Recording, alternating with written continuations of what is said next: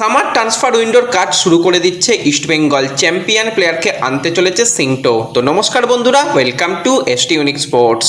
বন্ধুরা, এই ভিডিওতে আমরা কথা বলবো বেশ কিছু ফুটবল আপডেট নিয়ে, যেখানে ইস্টবেঙ্গলকে নিয়ে কথা বলার রয়েছে, ট্রান্সফার নিউজ, আইএসএল নিয়েও বেশ কিছু ইন্টারেস্টিং আপডেট শেয়ার করার রয়েছে তোমাদের সঙ্গে এই ভিডিওতে। তাই ভিডিওটা শুরু থেকে শেষ পর্যন্ত দেখো। ভিডিও ভালো লাগলে সকলে একটু লাইক শেয়ার করে দিও, আর যারা চ্যানেলে প্রথমবারের জন্য এসেছো মনে করে চ্যানেলটাকে সাবস্ক্রাইব করে নিও, তাহলে প্রিয় দলের খেলার সমস্ত আপডেট তোমরা এখানে পেয়ে যাবে। তো চলো আর দেরি না করে ভিডিও শুরু করা যাক। তো এই মুহূর্তে আইএসএল এর কিন্তু আমরা একদম শেষের দিকে এসে গেছি, এবং সেখানে প্রত্যেকটা দলের কাছে এখনও সুযোগ রয়েছে এই বছরের চ্যাম্পিয়ন হওয়ার। তো সেই নিয়ে একটা কিন্তু ডিটেল ভিডিও আমরা অলরেডি আলোচনা করেছি, এন্ড স্ক্রিনে দিয়ে দেবো, দেখে নিয়েও বুঝতে পারবে যে কোন দলগুলো কিন্তু এখনও চ্যাম্পিয়নশিপের লড়াইয়ে রয়েছে। তো এর মধ্যেই সবথেকে গুরুত্বপূর্ণ ম্যাচ, যেটা আগামীকাল জামশেদপুরের ঘরের মাঠে হতে চলেছে, তারা মুখোমুখি হবে এফসি গোয়ার সঙ্গে, যেখানে গোয়া 10 ম্যাচে 19 পয়েন্ট এবং লাস্ট 3টে ম্যাচে কিন্তু তারা জিতেছে, এবং জামশেদপুর 10 ম্যাচে 18 পয়েন্ট টেবিলের 5 নম্বর পজিশনে, লাস্ট ম্যাচ তারা ঘরের মাঠে জিতেছে।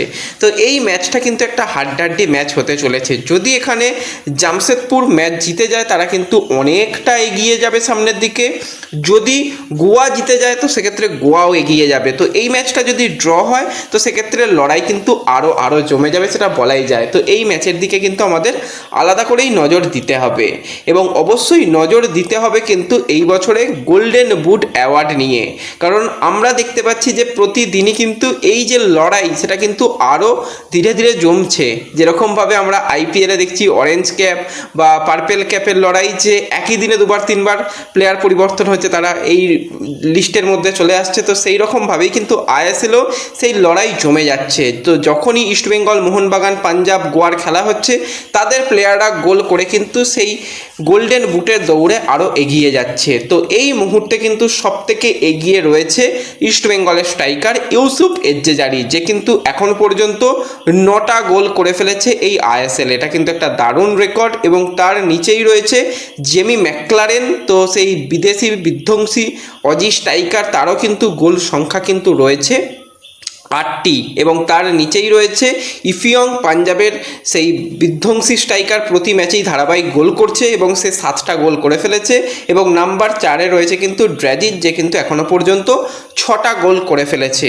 তো এক্ষেত্রে কিন্তু লড়াইটা দুর্দান্তভাবে জমে গেছে, এবং আমরা একটা পরিসংখ্যানের দিকে যদি তাকাই তো ক্লেটন সিলভা কিন্তু ইস্টবেঙ্গলের জার্সি গায়ে সর্বাধিক আইএসএলের মঞ্চে 20টা গোল করেছিল। তারপর কিন্তু নাওরে মহেশ সিং লাল হলুদ জার্সিতে 10টা গোল, এবং এই লিস্টে ইস্টবেঙ্গলের হয়ে আইএসএলের মঞ্চে এখনও পর্যন্ত 9টা গোল এই ছোট সিজনের মধ্যেই কিন্তু আমরা দেখতে পাচ্ছি ইউসুফ এজ্জেজারি। তার পারফরমেন্স কিন্তু যথেষ্ট ভালো।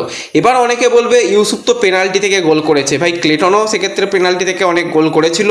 তো সব কিছু মিলিয়ে মিশিয়ে গোল তো গোলই হয়, সেখানে পেনাল্টি থেকেই করুক আর যায় থেকেই করুক। তো সেক্ষেত্রে ইউসুফ কিন্তু যথেষ্ট ভালো এখনও পর্যন্ত পারফরমেন্স করছে। 9টা ম্যাচে 9টা গোল, মানে প্রত্যেক ম্যাচে কিন্তু অ্যাভারেজ তার একটা করে গোল রয়েছে। এটা কিন্তু একটা দারুণ পরিসংখ্যান।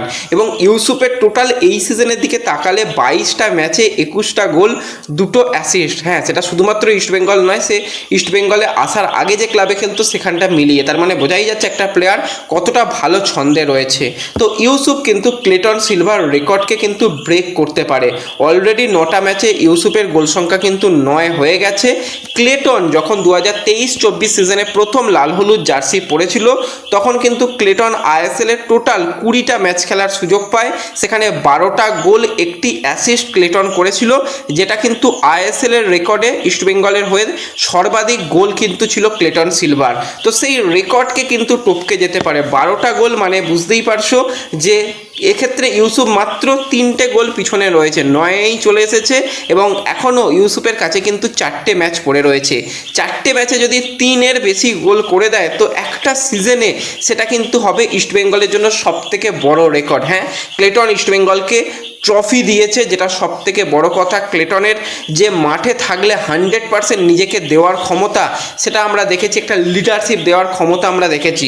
কিন্তু ইউসুফকেও খুব একটা ছোট করার জায়গা নেই। প্লেয়ারটা 9টা ম্যাচে 9টা গোল করেছে এবং এই সিজনে ইস্টবেঙ্গল সর্বাধিক গোল এখনও পর্যন্ত টিম গোল হিসাবে করেছে।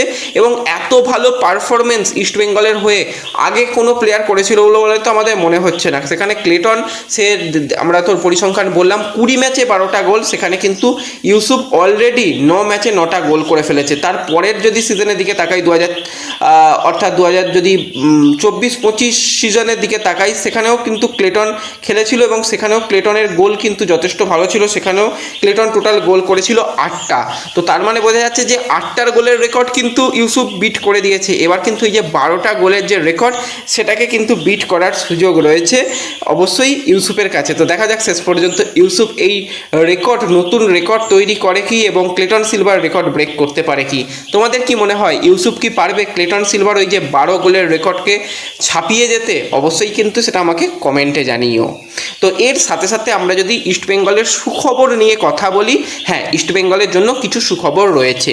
আমরা ওড়িশা ম্যাচে দেখেছিলাম চোট সারিয়ে কিছু সময় খেলতে, সেখানে মোহাম্মদ রাশিদ, প্যালেস্টাইনের ডিফেন্সিভ মিডফিল্ডার, এবং সে মাঠে আসার পর ইস্টবেঙ্গলের পারফরমেন্স কিন্তু আরও অনেকটা বেটার হয়েছিল এবং দুর্দান্ত খেলেও ছিল সেকেন্ড হাফে ইস্টবেঙ্গল। তো সেক্ষেত্রে যেরকমটা শোনা যাচ্ছে সম্পূর্ণরূপে ফিট হয়ে গেছে কিন্তু মোহাম্মদ রাশিদ, যেই প্লেয়ারকে নিয়ে আরও বেশি চিন্তা পার্সোনালি আমার ছিল যে আনোয়ারের কি হবে, আনোয়ার সুস্থ থাকবে তো যেটা অস্কার ব্রুজন জানিয়েছে লাস্ট আপডেট, যে আনোয়ারও কিন্তু মেডিকেলি পুরোপুরি ফিট হিসাবে ধরা হচ্ছে। তাকে 90 মিনিট পাওয়া যাবে ওড়িশা ম্যাচে, তাকে অহেতুক রিস্ক না নেওয়ার জন্য, এবং যেহেতু তার হালকা সমস্যা ছিল তাকে রেস্ট দেওয়া হয়েছিল। কিন্তু সামনে যে কটা ম্যাচ রয়েছে, মুম্বাই ডার্বি বা ইন্টারকাশি, পাঞ্জাব, প্রত্যেকটা ম্যাচেই কোচ আশা করছে যে পুরোপুরিভাবে কিন্তু এক্ষেত্রে আনোয়ারকে পাওয়া যাবে।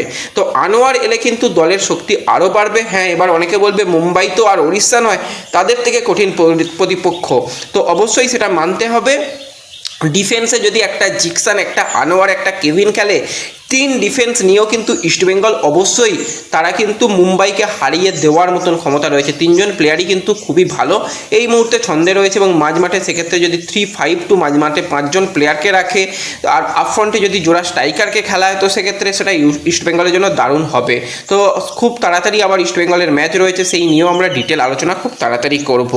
তো এর সাথে সাথে যদি আমরা একটা ট্রান্সফার নিউজ নিয়ে আলোচনা করি, হ্যাঁ, সামনেই রয়েছে সামার ট্রান্সফার উইন্ডো। তো সেই সামার ট্রান্সফার উইন্ডোতে অলরেডি প্রত্যেকটা দল যাদের পরিকল্পনা সামনের দিকে রয়েছে, তারা কিন্তু কাজ ভিতর শুরু করে দিয়েছে। তো তোমাদের এর আগেই জানিয়েছিলাম উইন্টার ট্রান্সফার উইন্ডোর সময় ইস্টবেঙ্গল খুব ভালোভাবে চেষ্টা করেছিল একজন মিজো উইঙ্গার কাম অ্যাটাকারকে সাইন করানোর। তো সেই প্লেয়ার আর অন্য কেউ নয়, 24 বছর বয়সী রাইট উইং পজিশনের প্লেয়ার ইসাক, যে বর্তমানে ওড়িশা এফসি দলের সঙ্গে যুক্ত রয়েছে, দীর্ঘদিন ওড়িশাতে রয়েছে।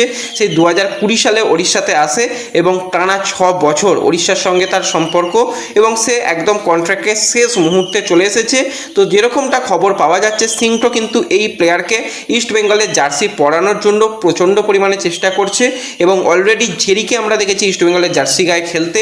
তো জেরি এবং এই ইসাক দুজনকেই একই সাথে চেষ্টা করেছিল, তখন হয়নি। কিন্তু সামনের দিকে গিয়ে আর কোনো রকম ট্রান্সফার ফি নয়, সম্পূর্ণ ফ্রি প্লেয়ার হিসাবে একটা দীর্ঘমেয়াদী চুক্তিতে, কারণ প্লেয়ারটা মাত্র 24 বছর বয়স, এবং তার আইএসএলের যদি আমরা দিকে তাকাই, সেখানে কিন্তু সে ওড়িশা এফসির হয়ে দারুণ পারফরমেন্স করেছে। 91টা ম্যাচে 14টা গোল, 12টা অ্যাসিস্ট, সুপার কাপ চ্যাম্পিয়ন দলের সদস্য ছিল এই ইসাক। তো তাকে নেওয়ার ব্যাপারে কিন্তু বেশ অনেকটাই কথাবার্তা এগিয়ে রাখছে।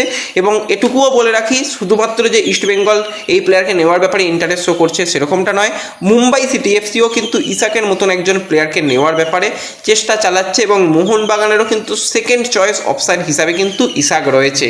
তো এই লড়াইটাও জমবে সামনের দিকে গিয়ে। তো আমি তো চাই সে যদি ইস্টবেঙ্গলে আসে, একদিকে বিপিন থাকবে, এডমন্ড থাকবে, অপরদিকে ভিষ্ণু থাকবে, ইসাক থাকবে, ইস্টবেঙ্গল কিন্তু সামনের দিকে 4-5টা বছর উইঙ্গারের সমস্যা থাকবে না। এবং জানি না নন্দ থাকবে কি, নন্দ হয়তো থাকবে না, নাওরে মহেশ সেও থাকবে। তো ওভারঅল কিন্তু ইস্টবেঙ্গলের এই যে winger, left wing, right wing, দুটো পজিশনের কিন্তু যে সমস্যা ছিল সেই সমস্যার সমাধান হয়ে যাবে এই ইসাক লাল হলুদ জার্সি পরলে। তো তোমরা কারা কারা ইসাককে ইস্টবেঙ্গলের জার্সি গায়ে দেখতে চাও কমেন্ট কমেন্টে জানিও। ভিডিও ভালো লাগলে লাইক শেয়ার করে দিও। আর যারা চ্যানেলে প্রথমবারের জন্য এসেছো সাবস্ক্রাইব করে নিও। দেখা হবে পরবর্তী ভিডিওতে। ধন্যবাদ।